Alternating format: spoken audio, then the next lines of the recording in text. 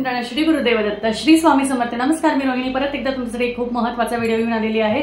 आणि आजच्या व्हिडिओमध्ये मी तुमच्याशी शेअर करणार आहे वैभव लक्ष्मी व्रताची संपूर्ण माहिती. तर वैभव लक्ष्मी व्रत हे दर शुक्रवारी केलं जातं. मला माहिती आहे बरेचसे जण तुम्ही वैभव लक्ष्मी व्रत करत असाल आणि जरी तुम्ही जर का हे व्रत करत नसाल तर नक्कीच तुम्ही या शुक्रवारपासून काय पुढच्या येत्या शुक्रवारपासून काय तुम्ही कधीही हे व्रताची सुरुवात जी आहे ती करू शकता. हे व्रत का करावं? सर्वात महत्वाचं बघा, हे व्रत माता लक्ष्मीचं व्रत आहे.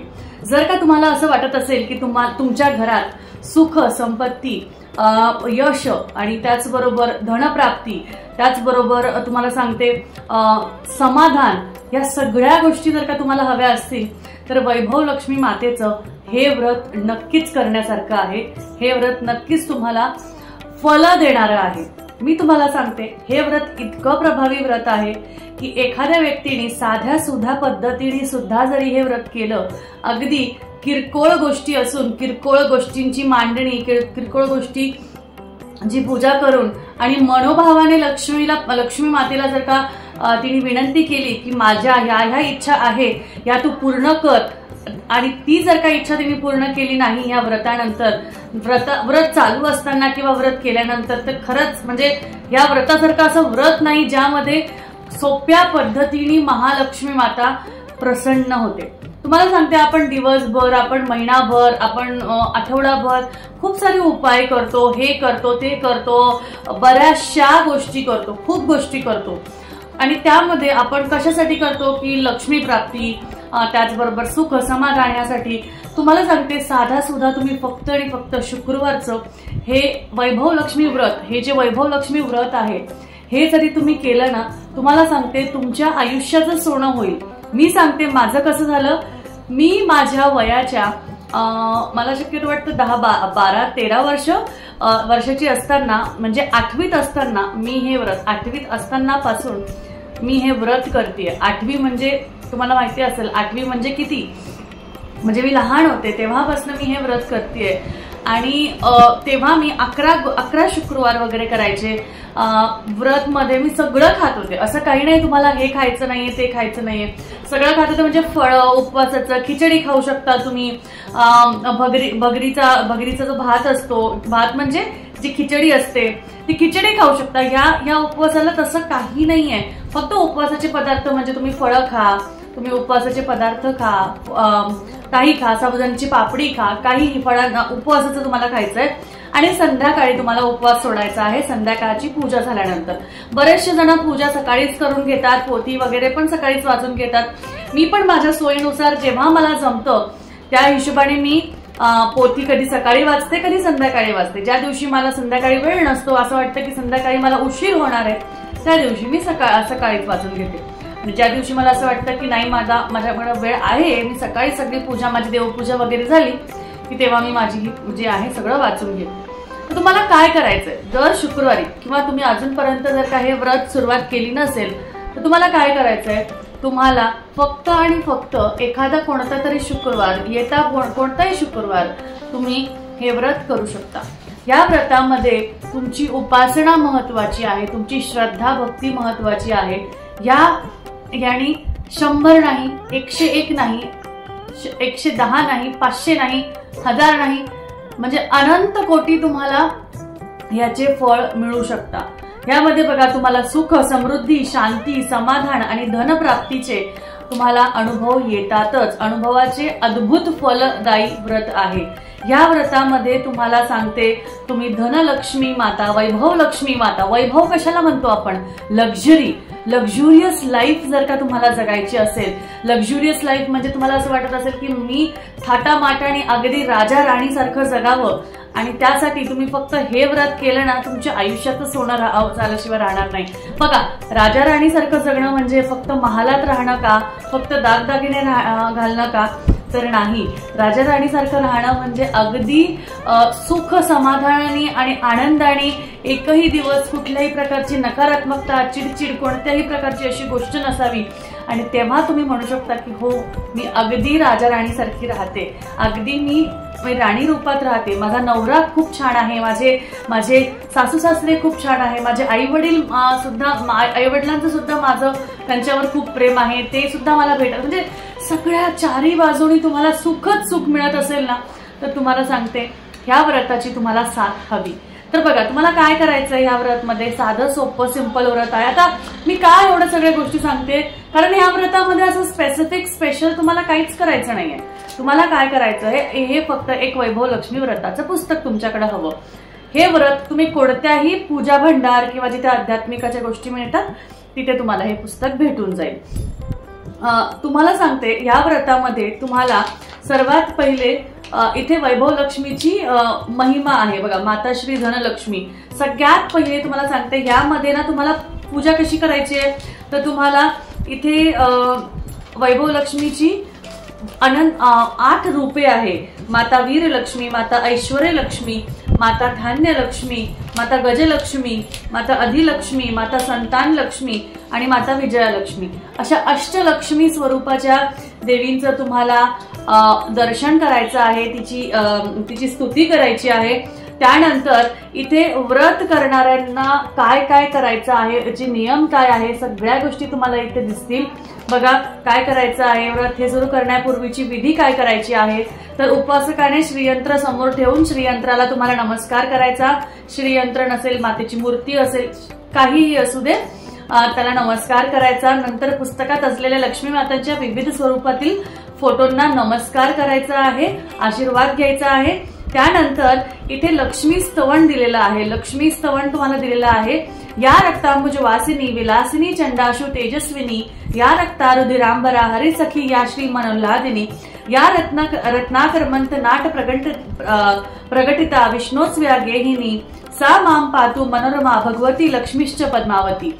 तर ह्याचा अर्थ सुद्धा दिलेला आहे. याचा अर्थ काय आहे, जी लाल कमळात जिचे वास्तव्य आहे, जी शोभायमान आहे, जी तेज किरणाने मंडित आहे, जी लाल आहे, लाल वस्त्रे परिधान करते, भगवान विष्णूंना अतिशय प्रिय आहे, मनाला संतोष देणारी आहे, समुद्र मंथनातून प्रगट झालेली आहे, जी विष्णू भार्या आहे, कमलोद्भवा आहे, अतिशय पूज्य असलेली हे लक्ष्मी देवी माझे रक्षण कर.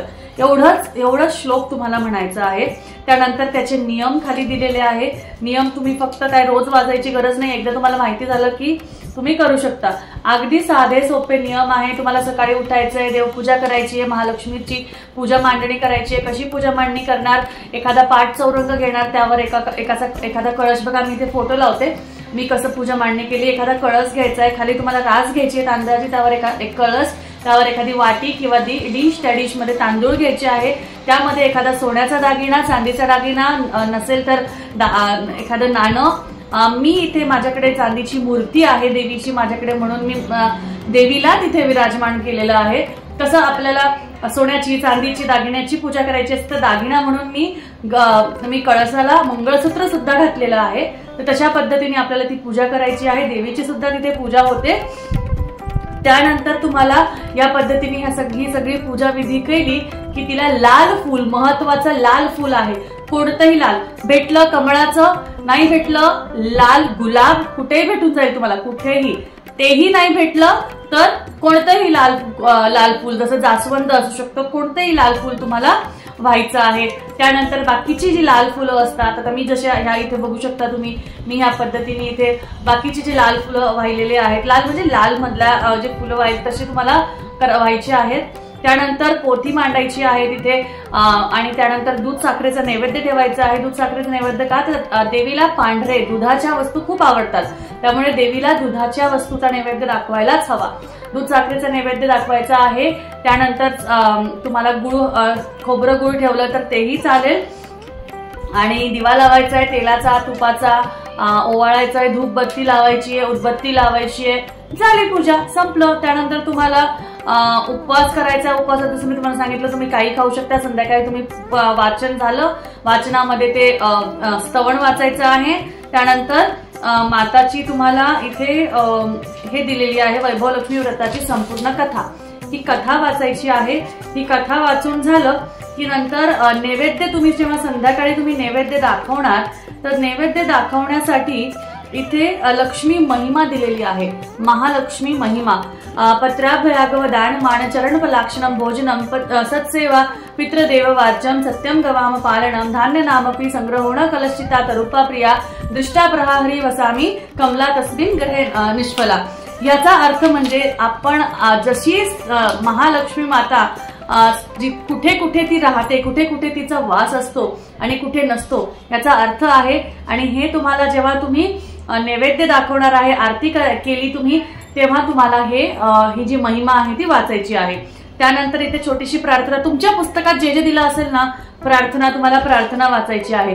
त्यानंतर महालक्ष्मी अष्टक, पत्राभयागवदानमाण नाही नमस्ते तू महामायश्री पीठे सुर पूजिते, हे जे महालक्ष्मीचं जे अष्टक आहे ते तुम्हाला अष्टक वाचायचं आहे। त्यानंतर आपल्या मराठी पुस्तकात आहे ना, मराठी पुस्तकात लक्ष्मी चालीसा नाहीये। लक्ष्मी चालीसा सुद्धा खूप खूप खूप प्रभावी आहे। लक्ष्मी चालीसा ही तुम्ही वाचायलाच हवी। लक्ष्मी चालीसामध्ये संपूर्णपणे सांगितलेलं आहे की लक्ष्मी चालीसा मध्ये माता लक्ष्मी कुठे वास करते, ती कोणाला फळ देते, कोणाला फळ देत नाही, तर हे नक्की म्हणा। ते थोडे त्यामध्ये हिंदी शब्द आहे पण आपल्याला वाचण्यासारखं आहे, त्यामुळे तुम्ही नक्की वाचू शकता। ते लक्ष्मी चालीसा तुम्हाला गुगलवरही भेटून जाईल किंवा मी डिस्क्रिप्शन बॉक्समध्ये तुम्हाला लक्ष्मी चालीसा देईल, ते सुद्धा तुम्हाला वैभव लक्ष्मी व्रतामध्ये वाचायचंच असतं। मी जेव्हा लहानपणी व्रत करत होते तेव्हा माझ्याकडे म्हणजे मी महाराष्ट्रात राहत नव्हते, त्यामुळे माझ्याकडे हिंदीची पुस्तकं होते, तेव्हा एकच फक्त मराठीचं पुस्तक होतं। तेव्हा मी माझ्या आईचं जे मराठीचं पुस्तक होतं त्यामधनं मराठी कथा वाचायचे, पण जे हिंदीचं पुस्तक होतं, हिंदीचं वैभव लक्ष्मी पुस्तक होतं, त्यामधनं लक्ष्मी चालीसा वाचायची। आणि तुम्हाला सांगते ती लक्ष्मी चालीसा दर शुक्रवारी वाचून वाचून वाचून माझी इतकी पाठ झाली आणि इतकी सुंदर, वाचल्यावर मला इतका छान अनुभव आला ना की मी तुम्हाला सांगते, मला खरंच कोणत्या शब्दात मी सांगू शकत नाही।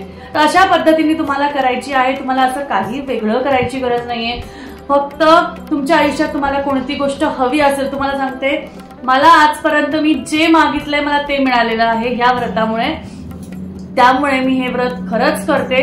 आणि मला हे व्रत मध्ये मध्ये मी बंद केले होते, मला नाही जमत होतं, पण आता मी व्रत परत हे सुरुवात केलेली आहे। माझा आजचा हा 5वा किंवा 6वा व्रत आहे वाटतं, 6वा व्रत आहे माझा, कारण मी कॅलेंडरवर लिहून ठेवले, आता मी जस्ट कॅलेंडरमध्ये बघितलं म्हणून लक्षात आलं। तर अशा पद्धतीने माझे जे व्रत आहे, आता मी 11 शुक्रवार करणार आहे। 11 शुक्रवार झाले की परत उद्यापन करून मला परत म्हणजे मी हे कायमस्वरूपी करत असते। जेव्हा आपण कायमस्वरूपी व्रत म्हणजे सारखे करतो तेव्हा एका व्रताला उद्यापन करून एक शुक्रवार सोडून माता लक्ष्मीला सुद्धा थोडासा निवांत तिला ठेवायचंय, सारखंच तिच्याकडे मागायचं नाही, त्यामुळे तिला एखादा शुक्रवार सोडून पुढच्या शुक्रवारचं तुम्हाला पासना करायची असेल तर करू शकता। बरेचसे जण वर्षभर करतात, 51 शुक्रवार करतात, 11, 21, 51 शुक्रवार तुम्ही करू शकता। एखाद्याला नाही जमलं एवढे करायला, 5 करा, 7 करा, कसेही तुम्ही करू शकता, काहीही हरकत नाहीये। मनोभावाने श्रद्धेने केले तर खरंच मागितलेली इच्छा, मनोभावे मागितलेली इच्छा, मनापासून श्रद्धेने केलेली गोष्ट कधीही तुम्हाला नक्कीच मिळते। तर मनोवांछित फल हवं असेल तर हे व्रत आजच पासून सुरुवात करा। आज जर का उपवास घडला नसेल तर काही हरकत नाही, पुढच्या शुक्रवारपासून केलं तरीही चालेल। यासाठी असा कुठलाही शुभ दिवस किंवा कुठलाही असा शुभ वेळ किंवा शुभ महिना असा नाहीये, कोणत्याही महिन्यापासून सुरुवात केली तरीही चालेल। सुख शांती समाधान आणि वैभव प्राप्त करणारं हे व्रत आहे, त्यामुळे नक्की करा आणि आयुष्यात छान अनुभव घ्या। तर भेटूया परत, आजची एवढीच माहिती स्वामीचरणी अर्पण करते आणि परत भेटते तुम्हाला अजून एका छानशा माहितीबरोबर। तोपर्यंत काळजी घ्या, असेच आपले व्हिडिओ बघत राहा। अवधूत चिंतन, श्री गुरुदेव दत्त, श्री स्वामी समर्थ, जय जय स्वामी समर्थ। आणि सर्वात महत्त्वाचं, आपल्या चॅनलला सबस्क्राईब करायला विसरू नका। व्हिडिओ आवडला असेल तर नक्कीच लाईक करा। परत भेटूया, श्री स्वामी।